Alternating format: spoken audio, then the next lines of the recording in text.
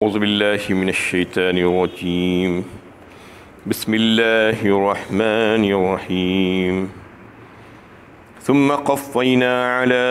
آثارهم برسلنا وقفينا بعيسى ابن مريم وآتيناه الإنجيل وجعلنا في قلوب الذين اتبعوه رأفة ورحمة ورهبانية ابتدعوها ما كتبناها عليهم إلا ابتغاء رضوان الله فما رعوها حق رعايتها فآتينا الذين آمنوا منهم أجرهم وكثير منهم فاسقون۔ اور ان کے بعد عیسیٰ ابن مریم کو بھیجا،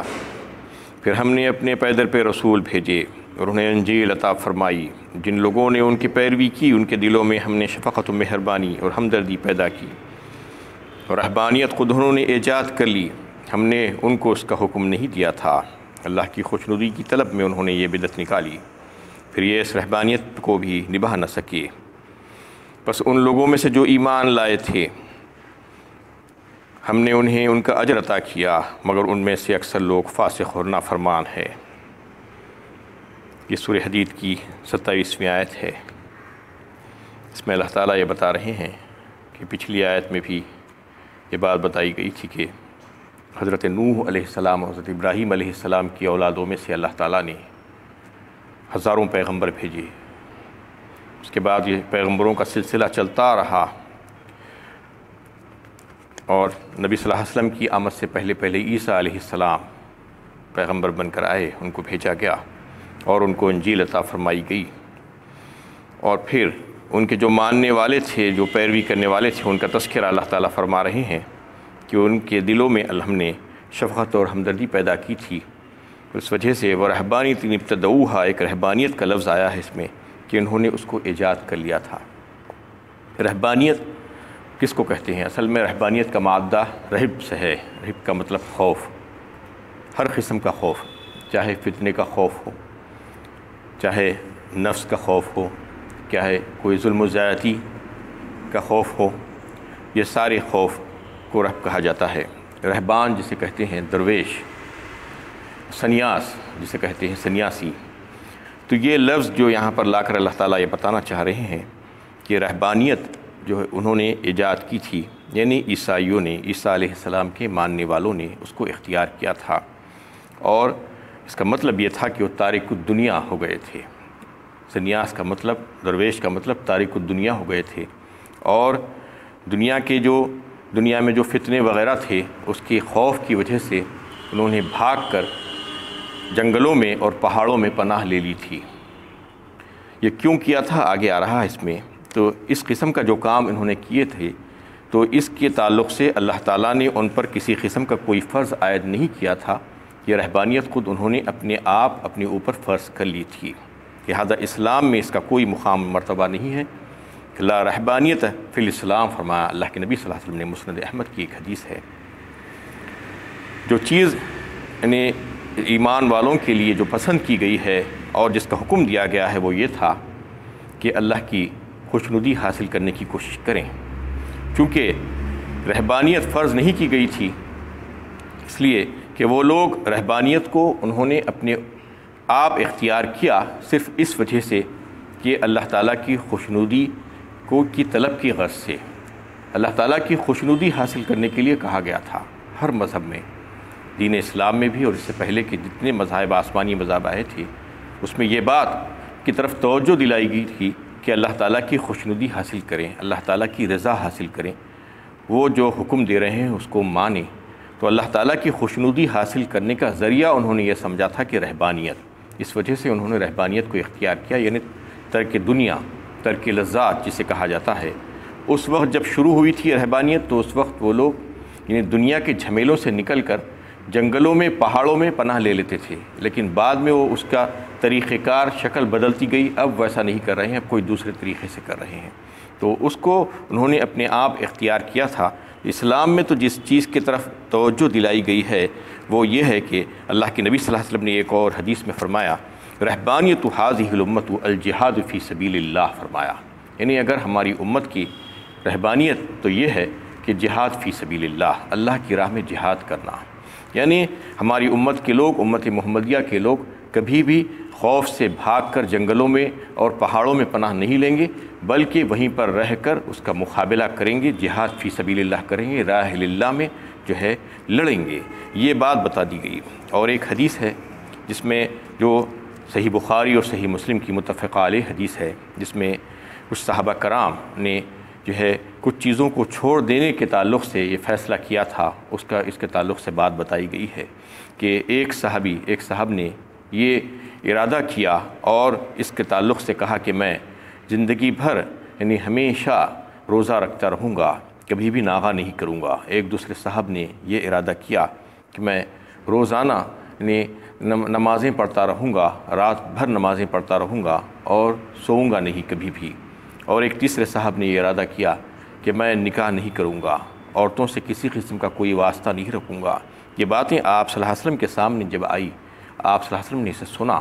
تو انہوں نے کہا کہ خدا کی قسم میں اللہ سے تم سے زیادہ ڈرنے والا ہوں، میں تم سے زیادہ تقوی پرہیزگاری رکھنے والا ہوں، اور میں روزہ بھی رکھتا ہوں اور ناغہ بھی کرتا ہوں، میں نمازیں بھی پڑھتا ہوں اور رات میں آرام بھی کرتا ہوں، سوتا بھی ہوں، میں عورتوں سے نکاح بھی کرتا ہوں۔ اگر کسی کو میرا یہ طریقہ پسند نہیں ہے تو یعنی اس کا مطلب یہ ہے کہ اس کا مجھ سے کوئی واسطہ نہیں ہے۔ یعنی اتنی بڑی بات اللہ کے نبی صلی اللہ علیہ وسلم نے کہی، یہ اسی سے متعلق رکھتی ہے، کیونکہ جو چیزیں اللہ تعالیٰ نے انسانوں کے لیے حلال اور جائز کر کے رکھ دی ہے، اس کے تعلق سے یہ سوچنا کہ میں وہ نہیں کروں گا، میں یہ نہیں کروں گا، یہ رہبانیت ہے۔ یہ چیزوں کو چھوڑ دینا، اس میں دو قسم کی غلطیاں انہوں نے کی تھی، عیسائیوں نے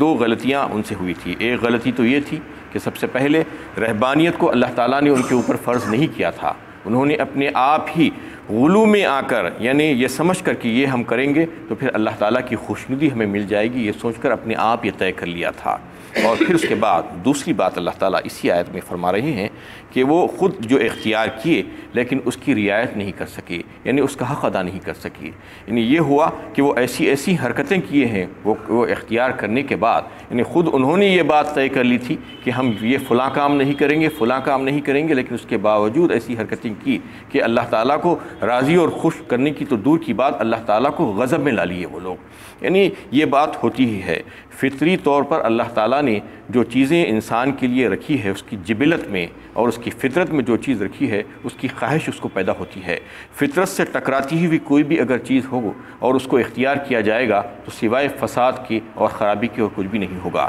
ساری چیزیں جو پاک اور حلال اور طیب تھی اس کو اللہ تعالیٰ نے جائز قرار دیا تمام انسانوں کے لیے۔ نکاح کو جائز قرار دیا کہ عورتوں کی خواہش اور اس کی فطرت میں رکھ دی ہے انسان کی، تو اس سے نکاح کر کے اس کے ساتھ زندگی گزارو۔ ایسے ہی جو بھی نعمتیں اللہ تعالیٰ نے انسان کو دی تھی، اللہ تعالیٰ خالق ہیں انسانوں کے اور وہ جانتے ہیں کہ انسان کی ضروریات کیا ہے، اس کی خواہشات کیا ہے، اس کے دل میں کیا چیز پنپتی ہے، وہ تمام چیزیں انہوں نے اس کے لیے حلال کر کے اس ساری نعمتیں دنیا میں رکھ دی تھی۔ اب اگر کوئی اس کو اختیار نہیں کرنا چاہتا تو اس کا مطلب یہ ہے کہ وہ فطرت کے خلاف جا رہا ہے۔ یہی کام انہوں نے رہبانیت میں کیا تھا، اور نہ صرف عیسائیوں نے بلکہ ان کو دیکھتے ہوئے دوسرے مذاہب کے لوگوں نے بھی ایسی چیزوں کو اختیار کیا، دوسرے نام دیے اس کو، کوئی جوگی کہنے لگا، کوئی جوگن کہنے لگے اور کوئی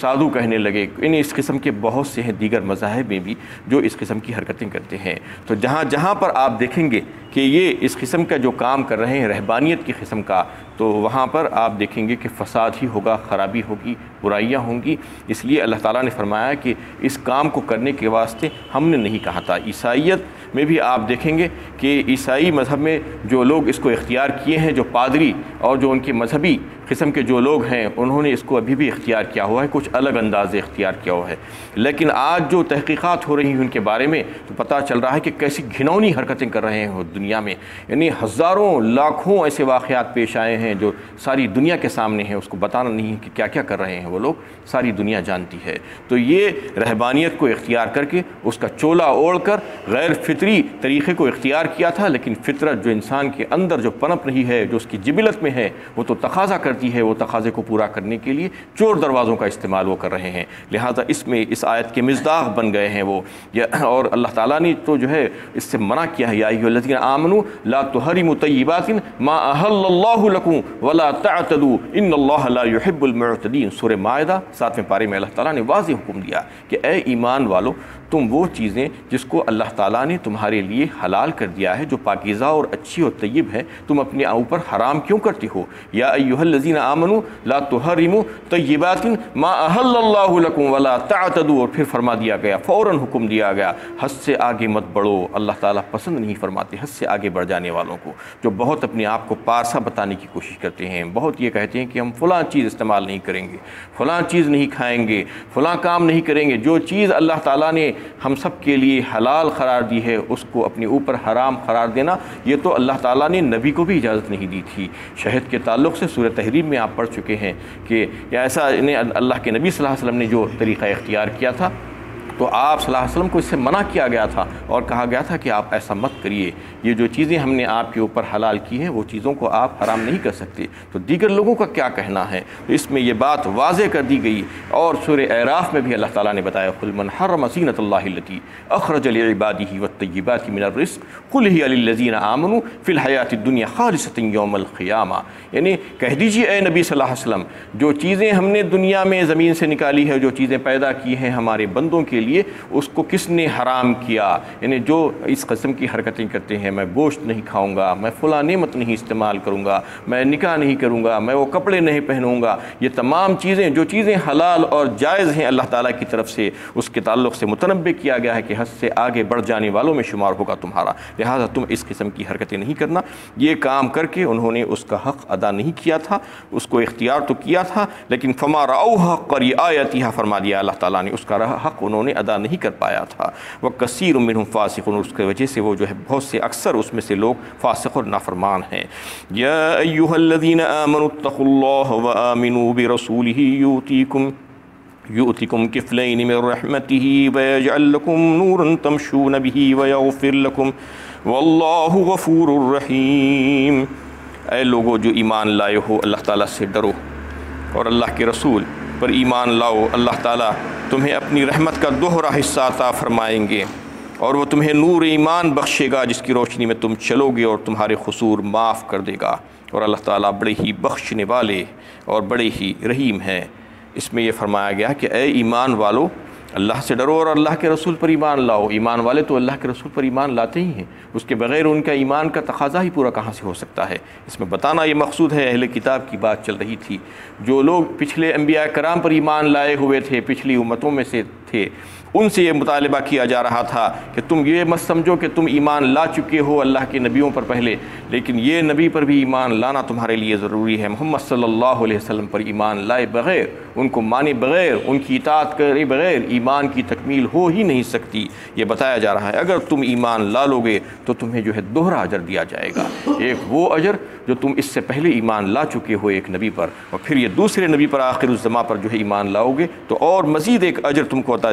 کیا جائے گا۔ اور پھر فرمایا گیا تمہیں جو ہے وَيَجْعَلْ لَكُمْ نُورًا تَمْشُونَ بِهِ، تم کو ایک نور بخشا جائے گا، اس نور کی وجہ سے یہ ہوگا کہ تمہیں ایسی روشنی عطا کی جائے گی، یعنی ہدایت تمہیں مل جائے گی کہ دنیا کے راستے تم بڑی آسانی کے ساتھ طے کر لو گے، وَيَغْفِرْ لَكُمْ، اور تمہارے سارے قصور معاف کر دیے جائیں گے، پچھلی زندگی کے جو بھی کمیاں اور گناہ تم سے ہو گئے ہیں وہ تمام کے تمام معاف کر دیے جائیں گے۔ واللہ غفور الرحیم، اللہ تعالیٰ بڑے ہی بخشنے والے اور بندے مومن پر بڑے ہی رحیم ہیں۔ لِأَلَّا يَعْلَمَ أَهْلُ الْكِتَابِ، اور یہ دوہری نعمتیں تم کو اس نے عنایت کرے گا تاکہ اہل کتاب یہ بات جان لیں، اللہ يقدرون على شيء من فضل اللہ وأن الفضل بيد اللہ يؤتيه من يشاء واللہ ذو الفضل العظیم۔ یہ سورہ حدید کی سب سے آخری آیت ہے۔ وہ اللہ کے فضل پر کچھ بھی قدرت نہیں رکھتے، اور فضل تو بس اللہ ہی کے ہاتھ میں ہے، وہ جس کو چاہتا ہے عطا کرتا ہے، اور اللہ تعالیٰ تو بڑے ہی فضل والے ہیں۔ اس آیت میں اللہ تعالیٰ یہ واضح فرما رہے ہیں، جبکہ پچھلی آیت میں ان سے مطالبہ کیا گیا تھا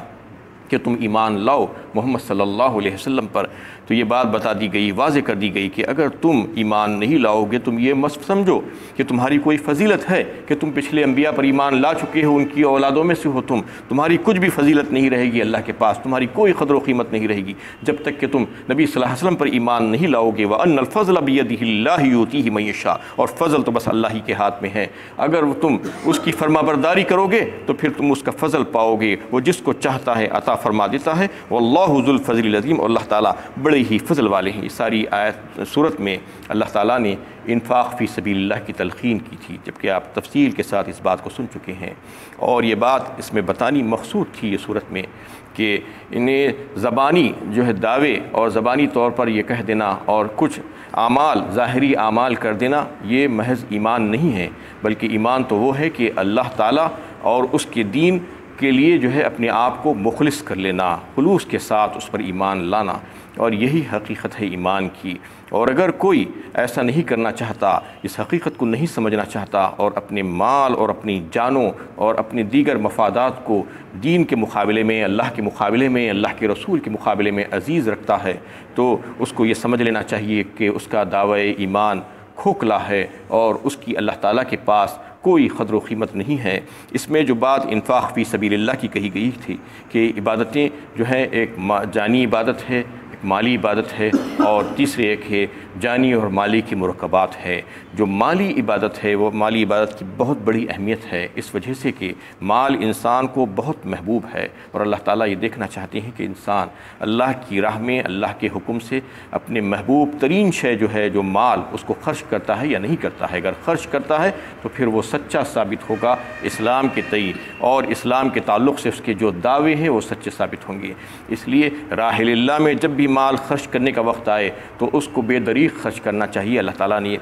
فرما دیا اس میں کہ جو بھی مال خرچ کرے گا اس کو یہ نہ سمجھے کہ وہ جو ہے ضائع ہو گیا، بلکہ وہ تو اللہ تعالیٰ کے ذمے قرض قرار دیا ہے۔ اللہ تعالیٰ نے اس کو قرض سے تعبیر فرمایا کہ قرض جیسا واپس ملنے کی امید ہوتی ہے، بالکل اسی طرح تمہیں جو ہے وہ واپس مل جائے گا۔ اور یہ دنیا کی زندگی لہو لعب ہے، کھیل تماشا ہے، اس کے پیچھے دل نہیں لگانا، اور اس